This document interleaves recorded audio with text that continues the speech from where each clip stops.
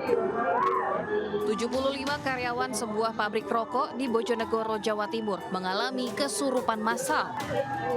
Puluhan karyawan yang mengalami kesurupan massal membuat ratusan karyawan lain panik berhamburan keluar gudang pabrik. Sejumlah korban kesurupan bahkan berteriak-teriak histeris di luar gudang.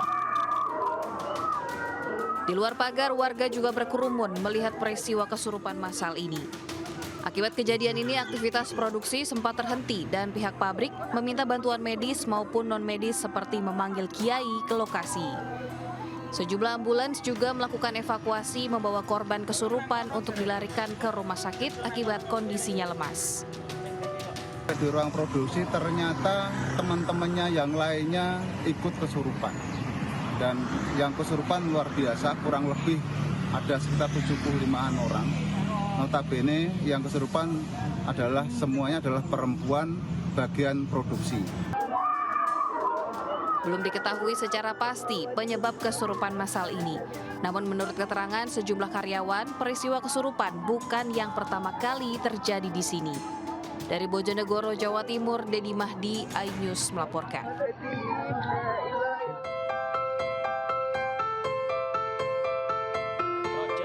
Juhairiyah, seorang penjual rujak petis asal desa Jergik, Kabupaten Sampang, Jawa Timur ini mendadak viral. Bagaimana tidak, selain berpenampilan modis, penjual rujak ini juga berparas cantik. Juhairiyah menjadi viral usai salah satu pembeli memposting video dirinya tengah menjual rujak ke media sosial. Setelah viral, kini dagangannya selalu ramai diserbu pembeli yang didominasi laki-laki. Selain karena penasaran dengan penjualnya, pembeli mengaku rasa rujak petis di warung ini juga enak. Kalau habis semua 2 jutaan. Itu sebelum viral ya, kasih Sebelum viral. Pas viral Meningkat separuh, 1,5%. Setelah viral, kini omset jualan rujaknya juga naik drastis, mencapai 3 juta rupiah dalam sehari. Dari Sampang, Jawa Timur, Fatur Rahman, iNews melaporkan.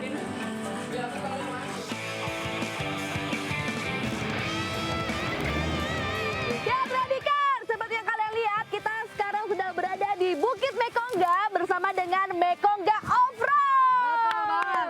Tetap di Traveledek, tanpa batas.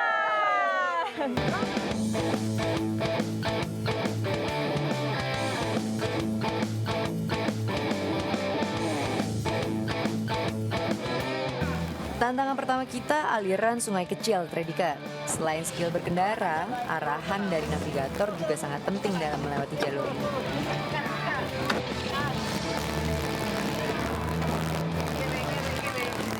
Jalur ini sih kelihatannya gampang, tapi mobil gue hampir terbalik karena terlalu dalam nginjek gas. Ampun!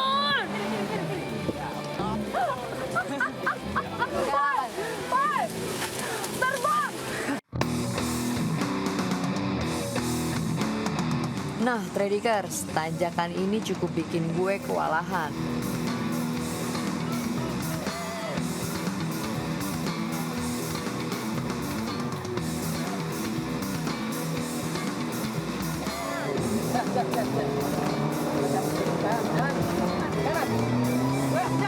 Benar kata Madina, di tanjakan ini kita harus fokus, Redikers.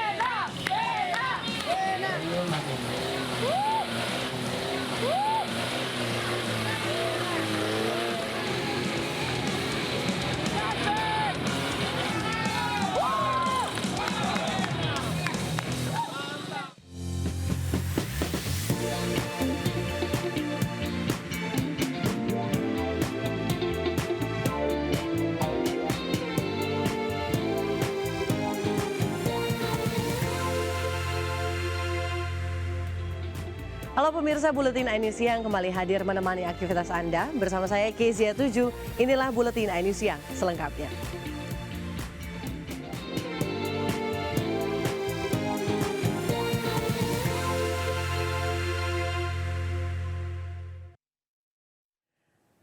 Pemirsa, akibat cinta bertepuk sebelah tangan, seorang pria di Palembang, Sumatera Selatan tega membakar rumah sang wanita yang dicintainya. Bagaimana tidak, pria ini salah mencintai karena sang wanita sudah memiliki suami.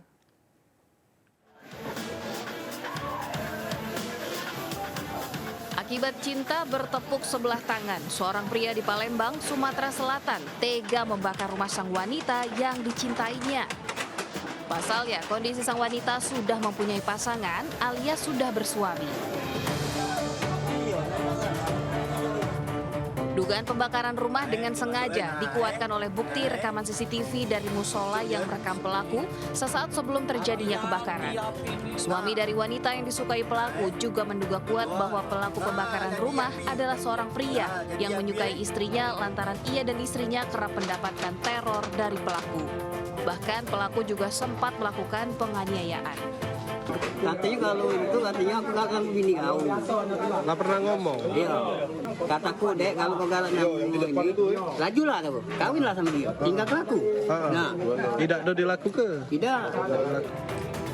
Akibat ulah pelaku, 2 bangunan rumah semi permanen terbakar dan 2 rumah lain di sampingnya ikut terdampak. Setelah 2 jam, 7 unit mobil pemadam kebakaran berhasil menjinakkan api. Warga dan korban kebakaran berharap pelaku segera ditangkap oleh aparat, lantaran hingga kini pelaku masih buron. Dari Palembang, Sumatera Selatan, Guntur iNews melaporkan. Selanjutnya pemirsa, evakuasi buaya berukuran besar berlangsung dramatis setelah menyerang petugas damkar yang hendak menangkapnya di Tarakan, Kalimantan Utara. Sementara warga di Kabupaten Tulang Bawang, Lampung menangkap seekor buaya muara yang kerap memangsa hewan ternak. Buaya berukuran lebih dari 2 meter ini menyerang petugas pemadam saat hendak dievakuasi di Kelurahan Karangharapan, Tarakan Barat. Penangkapan buaya sempat terkendala lantaran kondisi parit gelap dan peralatan kurang memadai. Setelah 30 menit berselang, hewan buas ini berhasil ditangkap petugas damkar dan penyelamatan Kota Tarakan. Usai dievakuasi, petugas pemadam menyerahkan reptil ini ke pihak BKSDA untuk selanjutnya dibawa ke tempat penangkaran buaya. Sementara itu di Kabupaten Tulang Bawang, Lampung, warga beramai-ramai menangkap seekor buaya muara di Desa Duta Yosomulyo, Kecamatan Rawapitu. Buaya sepanjang 2 meter ditangkap di aliran kanal area persawahan akibat kerap muncul di permukiman dan memangsa ternak warga. Reptil ini kemudian dibawa ke Sungai Wai untuk dilepas ke habitatnya yang jauh dari permukiman warga. Warga berharap petugas BKSDA Provinsi Lampung segera mengevakuasi buaya yang masih berkeliaran sebelum timbulnya korban. Dari Tarakan dan Tulang Bawang, Tim Liputan iNews melaporkan. Pencuri spesialis rumah kosong yang sempat kabur ke atap warga nyaris jadi bulan-bulanan warga. Sementara di Jakarta Barat, seorang pengunjung kafe mengalami tindak penyerangan dan penganiayaan oleh sejumlah orang. Nggak ada gantinya lah saya. Pelaku spesialis pencurian rumah kosong berhasil ditangkap usai dipergoki warga di kawasan Jatinegara, Jakarta Timur, Selasa malam. Pelaku yang sempat melarikan diri ke atap rumah akhirnya menjadi bulan-bulanan warga yang kesal dengan ulahnya. Pihak kepolisian yang tiba di lokasi langsung berupaya mengamankan pelaku dari amukan warga ke Polsek Jatinegara, Jakarta Timur guna menjalani pemeriksaan lebih lanjut. 2 pria menjadi korban pengeroyokan dalam sebuah kafe di kawasan Pasar Rakyat, Cengkareng, Jakarta Barat. Dari rekaman kamera pengawas terungkap detik-detik korban mengalami tindak penyerangan dan penganiayaan yang dilakukan sejumlah orang. Saat ini korban sudah melaporkan kejadian ini ke Polsek Cengkareng dan polisi masih melakukan perburuan terhadap para pelaku yang hingga kini masih buron. Malaysia tertangkap Melakukan illegal fishing di perairan Indonesia. 1 kapal Malaysia beserta ABK ditangkap di perairan Selat Malaka. Tembakan peringatan dari petugas PSDKP Kementerian Kelautan dan Perikanan Indonesia mewarnai penangkapan kapal ikan berbendera Malaysia di perairan Selat Malaka. Selain menangkap 5 ABK berkewarganegaraan Myanmar, petugas PSDKP Belawan juga menyita 110 kg ikan hasil tangkapan.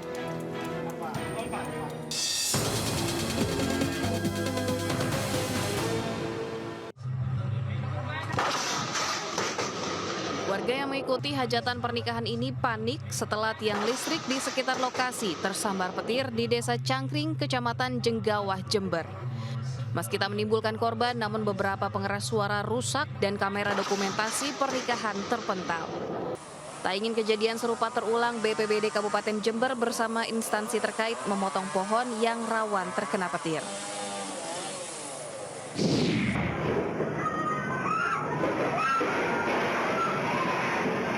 Detik-detik sopir angkutan kota menabrak toko dan lapak pedagang terekam CCTV di Jalan WR Supratman, Ciputat, Tangerang Selatan.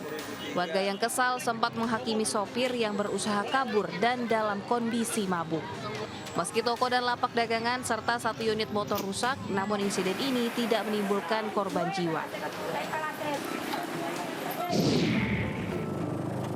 DPRD DKI Jakarta menganggarkan dana lebih dari 3 miliar rupiah untuk pembelian seragam dinas para anggota Dewan periode 2024-2029. Dari angka tersebut, masing-masing anggota Dewan akan mendapatkan pakaian baru dan atribut berupa 2 pin berbahan emas seharga 29 juta rupiah. Anggaran seragam anggota DPRD DKI Jakarta tahun ini naik fantastis dari tahun sebelumnya sebesar 1,8 miliar rupiah.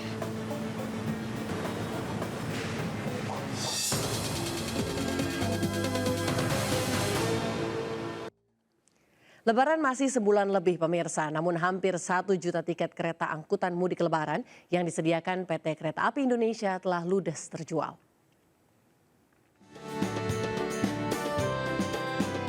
Ramadan belum juga tiba, namun keinginan merayakan Lebaran di kampung halaman sudah mulai tergambar. Segala bentuk kerinduan dan bersilaturahmi secara langsung dengan orang tua dan sanak saudara tercinta mendorong banyak perantau untuk melakukan kegiatan mudik. Ini pula yang memicu lonjakan pemesanan tiket kereta api mudik Lebaran tahun ini. Tingginya animo masyarakat yang ingin berlebaran di kampung halaman menggunakan moda transportasi kereta api membuat hampir 1 juta tiket mudik telah ludes terjual. Dari 2.200.000 tiket mudik Lebaran yang disediakan PT KAI, sebanyak 970.000 tiket kereta api untuk keberangkatan H-10 hingga H+8 telah laku terjual. Adapun tujuan favorit pada momen mudik Lebaran tahun ini yakni dari Jakarta menuju Jogja, Solo, Bandung, Surabaya, dan Blitar. Sampai dengan hari ini, tiket kereta api jarak jauh yang sudah terjual dan sudah dipesan oleh masyarakat telah mencapai sekitar 970.000 tiket.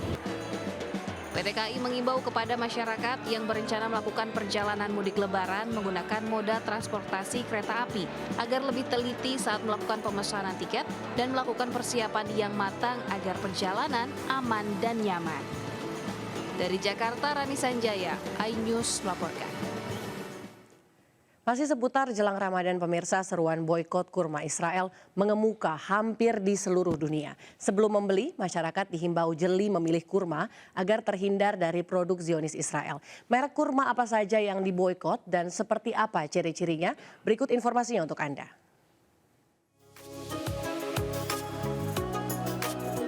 Jelang Ramadan, kurma menjadi hidangan yang paling banyak dicari untuk santapan berbuka puasa dan sahur.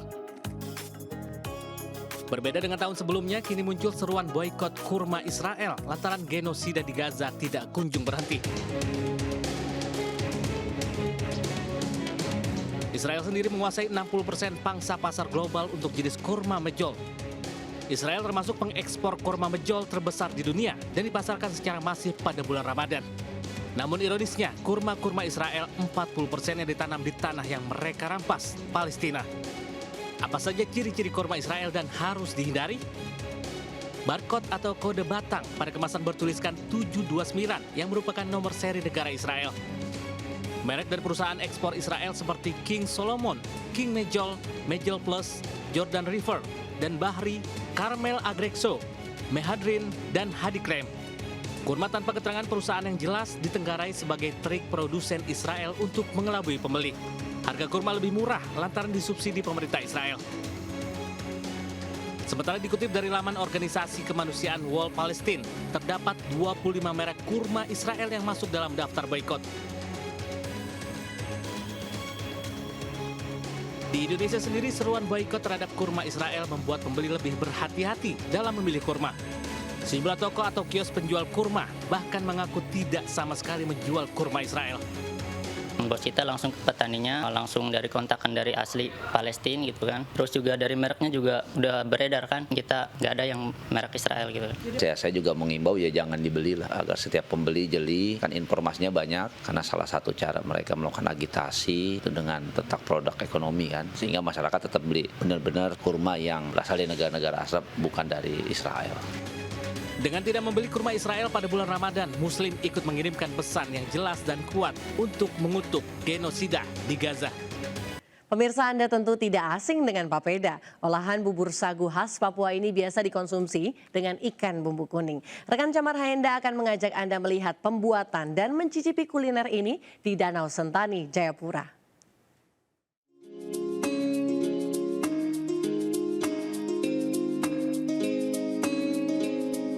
Pemirsa, Provinsi Papua tidak hanya terkenal akan keindahan alam dan juga wisatanya, namun juga wisata kulinernya. Dan hari ini saya sudah berada di suatu lokasi namanya Isasai. Ini merupakan restoran khas untuk makanan Papua, terutama di Sentani. Dan yang paling terkenal adalah papeda. Nah, penasaran nggak gimana rasanya dan cara membuat papeda? Kita simak dan juga ikutin saya. Yuk. Papeda itu merupakan makanan yang dibuat dari tepung sagu. Tepung sagu ini terdapatkan dari pohon sagu dan biasanya dibuat itu ketika tepung sagu dicampurkan dengan air panas. Rasanya sebenarnya tawar, sehingga harus dinikmati dengan ikan kuah kuning, ikan kuah bening atau ikan kuah hitam khas Sentani.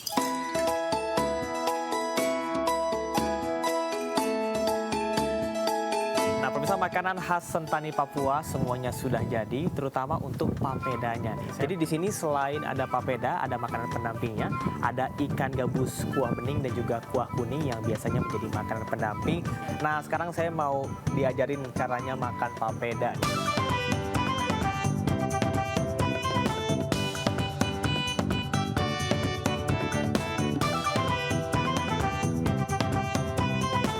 Dan makan papeda itu apakah harus dikunyah atau ditelan langsung? Kalau dengan ini langsung ditelan biasa. Langsung ditelan ya, oke.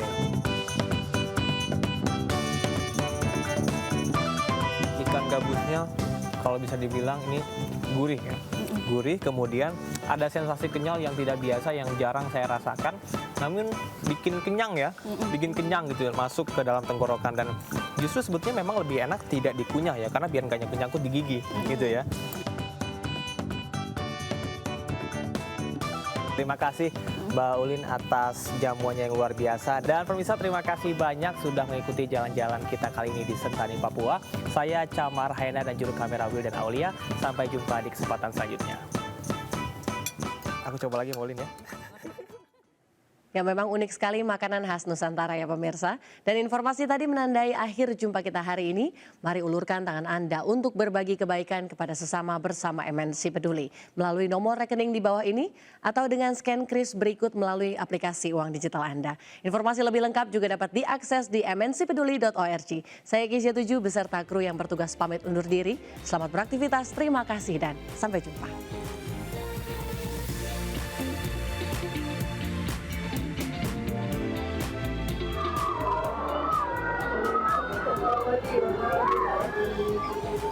Mas